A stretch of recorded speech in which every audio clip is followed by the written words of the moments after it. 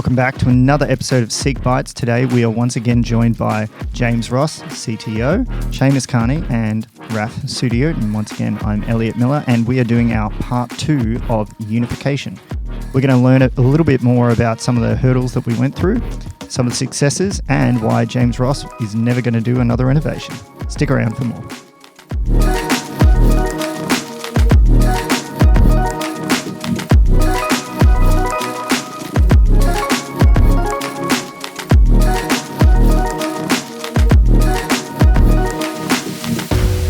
Three systems, one remains. What happens to the other two? They're being deleted, turned off, deleted. So just like Control A, hit delete, server's gone, burn them down. Pretty much. We do have some regulatory requirements to be able to, we have to do end of financial year reports and these systems participate in that and there's audits and things. So it's not quite as simple as just turn them off all immediately, but I was just seeing some numbers the other day that the graph of how much we spend on those systems is just like it's dropped by 90%. Like we're getting down to not many things left for a few reasons, like, got to do financial year end stuff on some of them.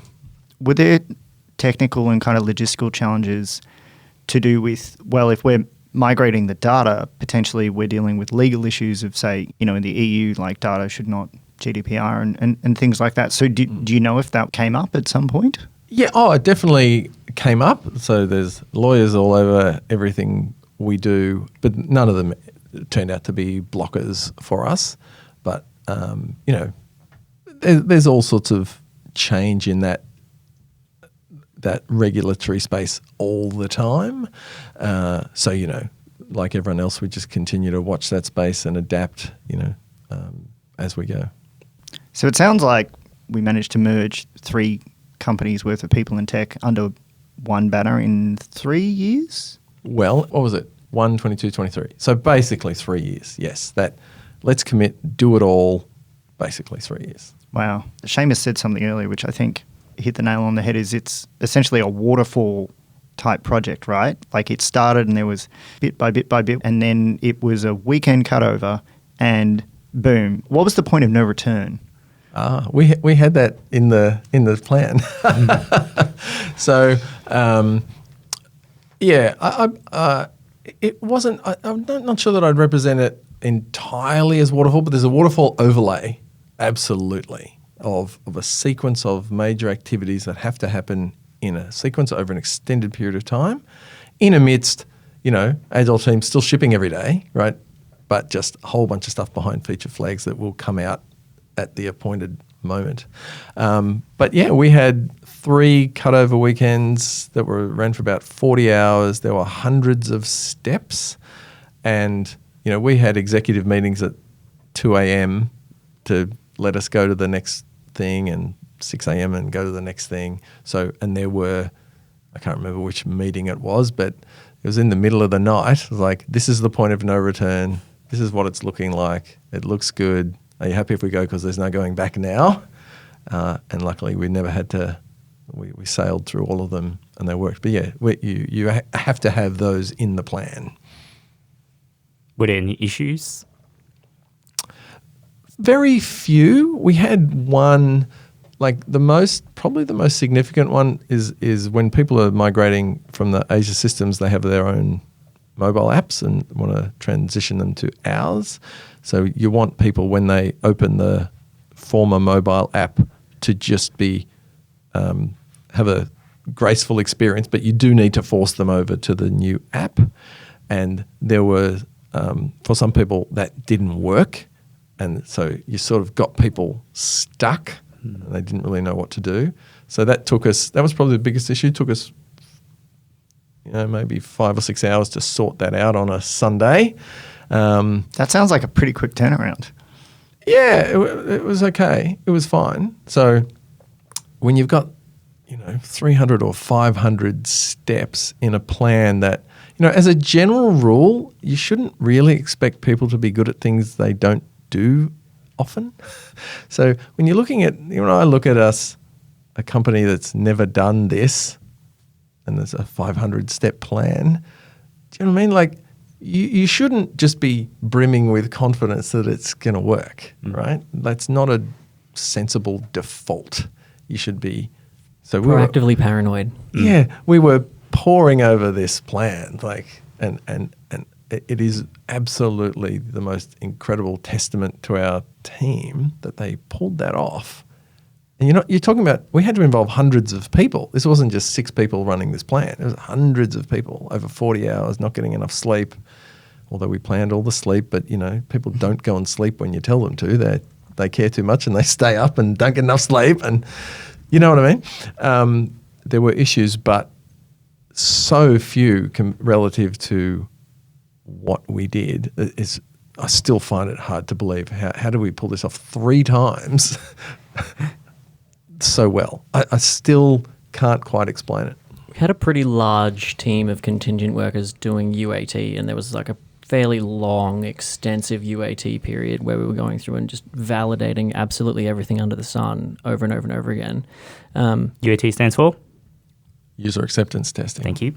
My brain stopped for a second there. I got put on the spot and I suddenly told It's just UAT, Raph. It's become its own thing. Just for the viewers, not viewers, listeners out there. But yeah, that testing phase, while it was probably the most arduous and I would say for me least enjoyable part of an otherwise very long, not necessarily enjoyable because we're not building features and stuff, right? Like you're just migrating data and building integrations and stuff like that. I'm not going to tell you this was fun. Shane. Good, great, excellent. We're on the same page then. But yeah, I think, do you feel that we could have done that differently? Which part, the UAT? Yeah, I think if I was to say that I think the UAT was probably a large contributor to the success of things going through so smoothly, we identified a lot of issues and fixed them. It was in itself, it was a project, the UAT, right? It was a micro project within a project. Yeah. For the listeners, you need to understand we don't normally do a lot of manual UAT. We've got a lot of automated tests and we're shipping every day, and you can't afford to do a lot of manual testing when you're shipping hundreds of times a day. But for this, because we had all these things behind feature flags, we did think it was, and we were changing a lot of systems. Like we think a lot about the websites and the mobile apps, but through this process, we should remember that we changed a lot of corporate systems as well. We unified our finance system, we unified our CRM, we unified all our collaboration platforms. When I got here in 2020, you couldn't email someone in SEEK Asia because the directory we weren't on the same directory. So you had to know their email addresses. You couldn't find them in Slack. We didn't have one in Slack. That was the most frustrating thing for an engineer. Yeah. Yeah. So it's hard to describe to people who weren't here. These were separate companies, right? Like they had their own. You couldn't share an office document. You couldn't do anything, right? So there's so much of the internal systems have also been unified across the journey as well.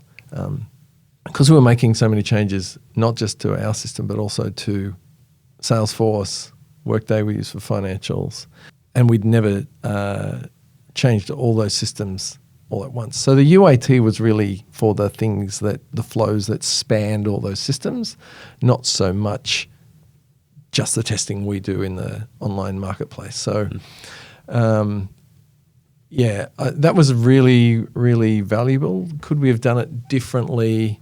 I mean, we didn't really invest in a whole heap of automation for that. We didn't think, we haven't kept that capability, right? That's like part of the gantry of the rocket.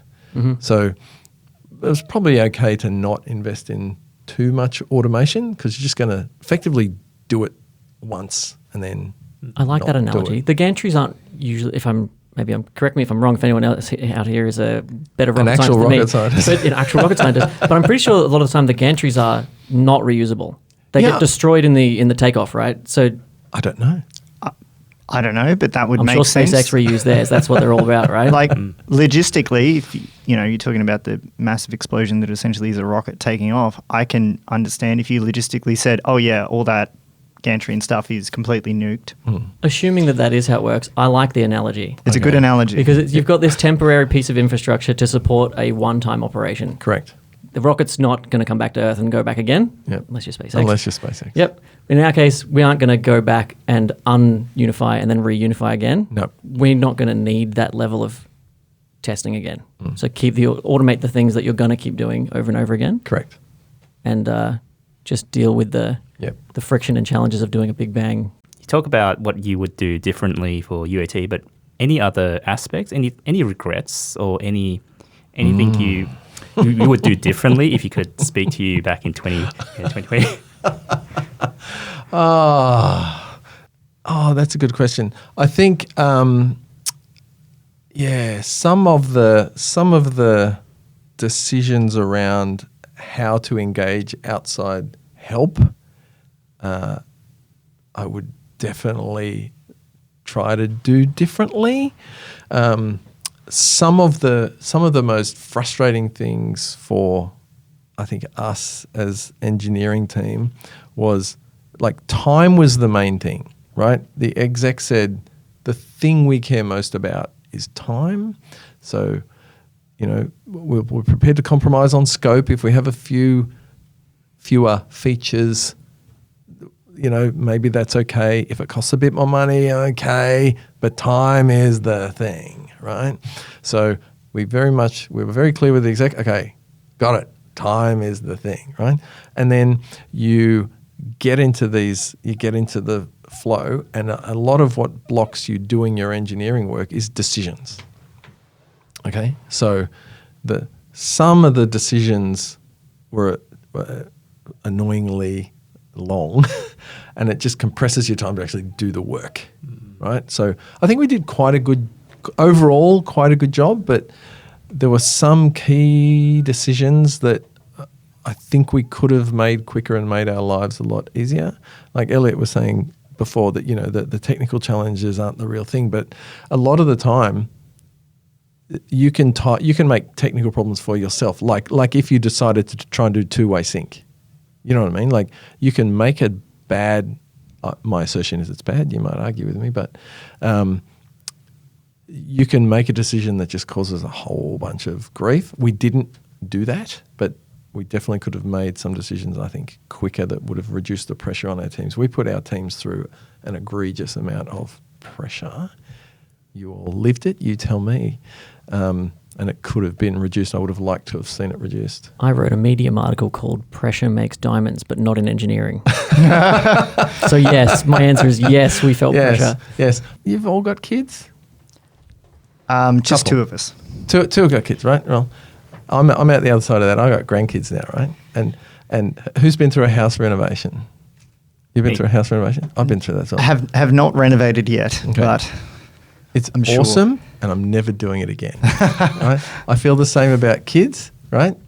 Our kids are grown up now, and I'm never doing that again. And home renovation, been there, done that. It's awesome, and I love it. The house that we've built is amazing. I'm never doing that again. And unification is like that. It's like the most amazing thing I've ever seen any company ever do, and I never want to go through anything like that ever again. It's really fascinating to hear that there's all these sorts of other problems outside of the engineering space that's really where the core of the kind of thing was. And then, outside of that, you said the finance systems and then Workday and then yada, yada, yada, all these other things. It's a much, much bigger beast. At the start, you would probably advise most people not to try and do that much change at once. But that's what commitment can get you. But yeah, the level of commitment and, plus hundreds of millions of dollars is a big help. Time, what is it? Time, scope, quality, cost is Yeah. usually like the four. I mean, you can dumb it down to three and just say Cost, like time, scope Yeah. is a triangle of project management. And, clearly time was like, that That's was the the one. one. That's Yep. the lever we're controlling. The other two, not so much. I mean, it's kind of refreshing to hear, to be honest, because It's often really you'll hear important to somebody trying know to control all four. What context you're in. And engineers need to do that better as well if they want to advance their careers, which you all want to do. Like, what's our context? What matters? And knowing that time matters more than cost and scope. They both matter. They all matter. But this is the one that we've really got to optimize for. Yeah, engineers that can learn how to dance in that diagram, dance in that triangle, and really get the sweet spot and move according to the business's needs at the time. Like we're in unification, we're out of unification, the triangle and where we sit in it's going to shift around. The engineers who can really understand that are the ones who really, I feel, make the biggest impact or in the ways that really, make the biggest impact. Well, context is everything. Like that's why the answer is always it depends. Like when someone says, "What should I do?" I was like, "I don't know. What's your context? Like, have you got exec buy-in? No. Have you got $hundreds of millions? No. Okay, don't start. Like, you will not. This will not work. Like, do something else. You know, it really.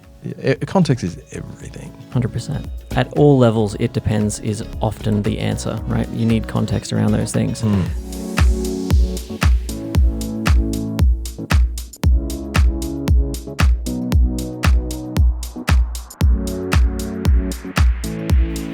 We've had a lot of people questions. One of the, I definitely wanted to ask a couple of engineering questions. So we mentioned that there was, the time, scope, and the cost. Did we have to kind of make the decision that, you know what, we're going to lose features because we don't have the time to get them done and get them right? Oh, yeah. Absolutely. Managing scope was a full-time job for dozens of product managers. And like there was just a constant thread the whole way through. We basically divided the project into 3 big chunks. The last chunk was taking it live.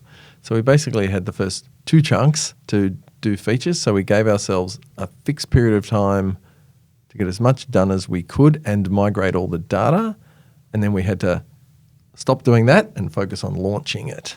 So it really was, again, came down to time and as much scope as we could get decisions made on and get done in the time. And that's the product managers managed that whole decision-making process for it. There were hundreds and hundreds of decisions. We actually have a decision log. I don't know who has access to that decision log, but I know I do. And there were just decisions pouring out of the leadership team every week. Okay, we had this question, we've made this call. An example for the people who don't have any context. In Australia, we are in the habit of talking about jobs with annual salaries. That is the cultural norm in Australia. When someone says, "How much do I get paid to be a software engineer?" the answer you'll be given is an annual number. In Asia, it's monthly, right? So we didn't have support for monthly salaries in the platform. So you've got to have that discussion, have that issue. Do we need to support it? Yeah. How hard would it be? And then you pop out decisions like, yes, we're supporting monthly salaries. There's like, we're just going to confuse everyone if we don't. So, and the decisions come out. And just keeping up with all the decisions that were made. I don't claim to have succeeded in keeping up with them all, but lucky we had Jesse Stratford who can remember everything in every meeting for an infinite amount of time. Just ask Jesse. Something that I've said on the podcast before is you need to, at least at an engineer, like further down the chain, more our level, I suppose, you need to learn to get out of analysis paralysis and live with your decisions for a little while to really see the benefits and the drawbacks. One thing I am curious about is how true is this at, that unification project management level? Like you were saying, we had to make these decisions, right? And then we were put under a lot of pressure because time is consumed by that decision making. And I feel that, and I resonate with that very much at the moment, moving towards lead engineer, starting to experience for the first time how me taking a little bit longer to think through a decision has a massive impact on our ability to execute on that decision. How do you balance... do you have that same mentality towards living with the decision and just making a choice and going ahead with it? Or do you really try to upfront think through all of the problem? Not a troll. It depends. Great. Excellent. It's not a troll. Like seriously, like it is the best answer. Everything is a trade-off. Mm-hmm. Everything is a trade-off, right? So it just is. Like there are, you should Google a framework called polarity management. It's one of my favorite ones. All of these things, like the classic engineering decision, should I hack it in or should I do it properly, right?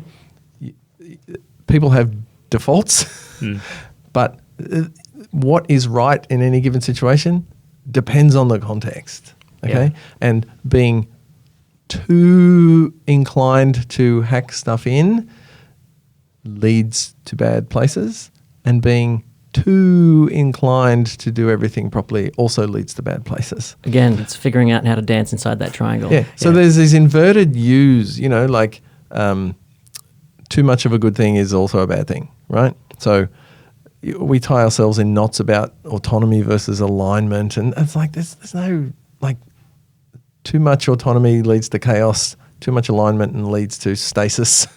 They're both bad. So it is about striking the balance between, getting things done versus, building things right versus building the right thing, right? There's no point making a decision without enough thought that is the wrong thing to build just because you can get it done. It's the wrong. You shouldn't have built it. Like, I like the mentality of looking back at even just code. Like, why is this code written this way? The mentality of thinking of that person wrote this with the knowledge that they have at the time, at the best ability that they could. So at the time, maybe they chose to do it this way because they had to do this decision, right? They have a time-bound issue. They have to push it through. So just think about that as like they try to do the best they could. Given the constraints at the time, yeah. Yeah. It's not that they purposely go and put this code in because they're just destructive, or I don't know.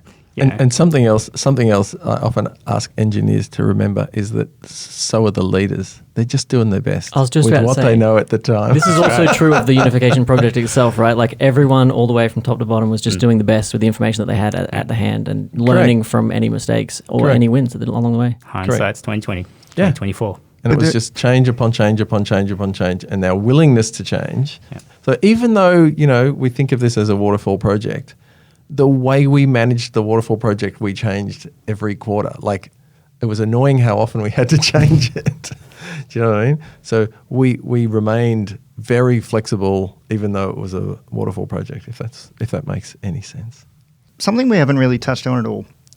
Incident management and support. Did that change and evolve over time? Because one would assume that the two other companies had some form of process in place for support and incident management, and now that we were merged, did we see any sort of changes in that respect? Yeah, there were different systems and processes in the different companies, like with everything.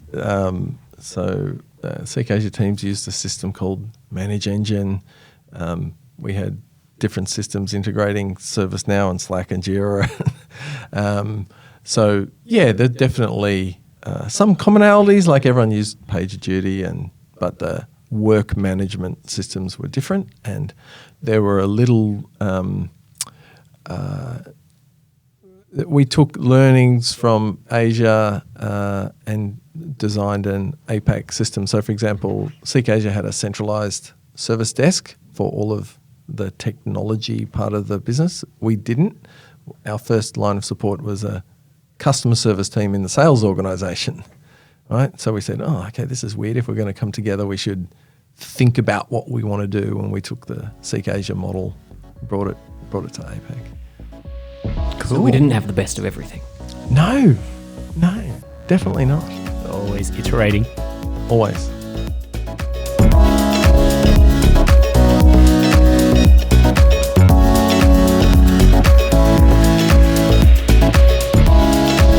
Since we have James Ross with us, I'd be remiss if I didn't ask, what is the CTO?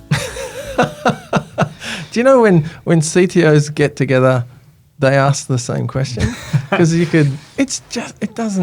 I don't know, Elliot. Like, seriously, like, I've run for many years before the pandemic a meetup called CTO School, and I'm also part of what's called a CTO Club, and no two of us do the same thing, right? So my role at SEEK is really the customer-facing systems custodianship and line management of the teams who look after those customer-facing systems, right? I don't have to worry about finance systems, payroll systems, Slack, meeting room systems, phone systems, Wi-Fi, laptops, right? We have other people for that. So different people call these scopes of responsibilities different things, but here, my job, number one, is that websites for SEEK, customer-facing employment marketplace. We have other products, but the employment marketplace, the mobile apps and the website have to stay up and secure. That's job number one. And then job number two is bringing all the change that's being made to those systems, do that well via all of you. So that's what it means here.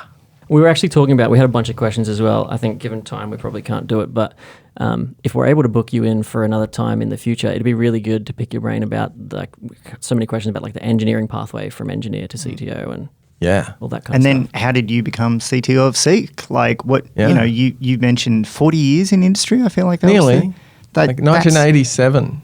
Like the most common question you get asked by engineers who want to be a CTO is, how do I become a CTO? Like that's often the opening question.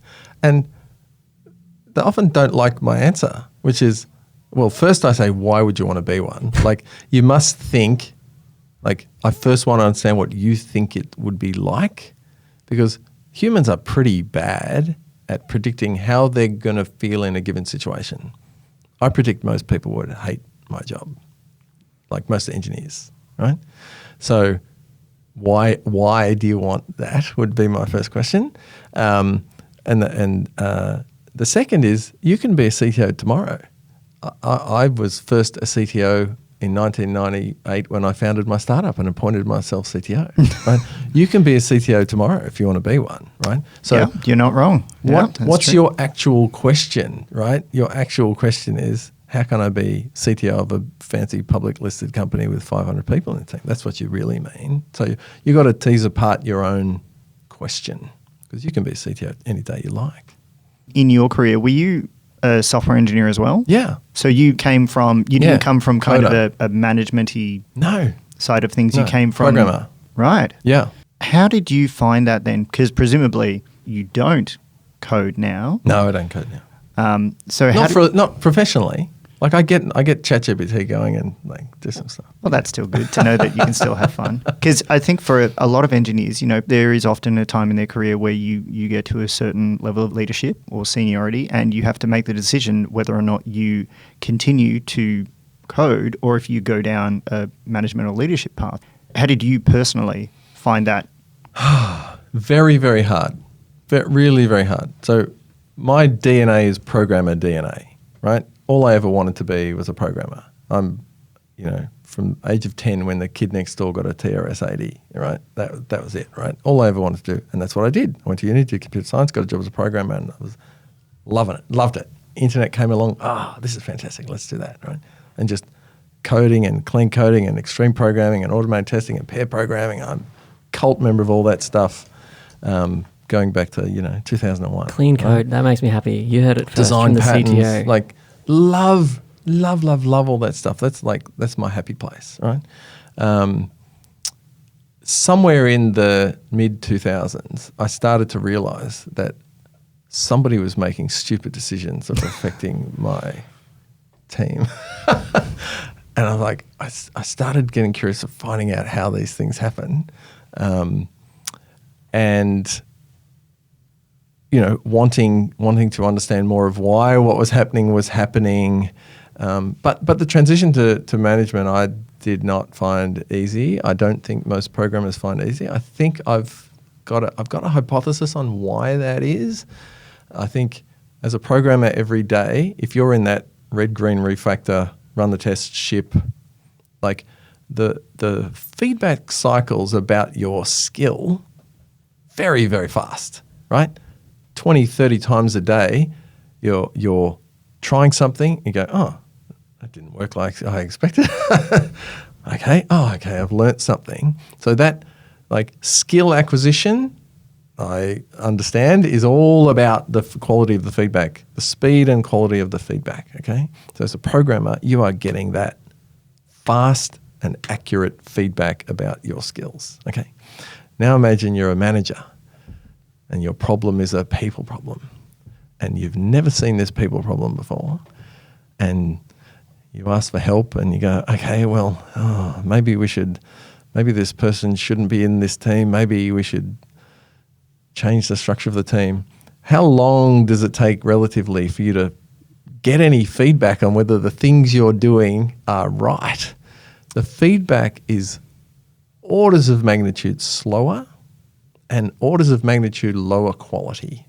It's the difference between being, if I use an analogy, between being a surgeon and a psychiatrist. Okay, if you're a surgeon who's doing 3 or 4 operations on people's knees a day, you're going to get very good. Like, your feedback is the person still alive, and do they sue you next week? Well, right? I hope they are for a knee reconstruction, that's for sure. That's right. But so the feedback cycles about your skill, very fast, very accurate. If you're a psychiatrist and someone comes to you with no diss on psychiatrists, but they listen to people's problems, they make suggestions, and the person goes away.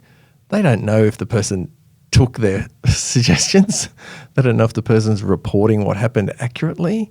The person might not come back.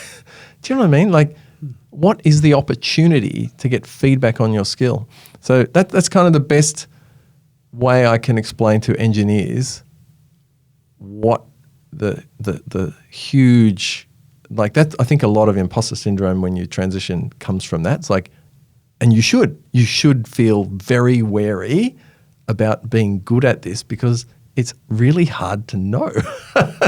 It's hard for anyone to know. It's just the nature of the beast. It's like psychiatry versus surgery. Do you have any advice for engineers who are thinking about going down that path? Yeah, I do. We could do another 2-hour podcast here.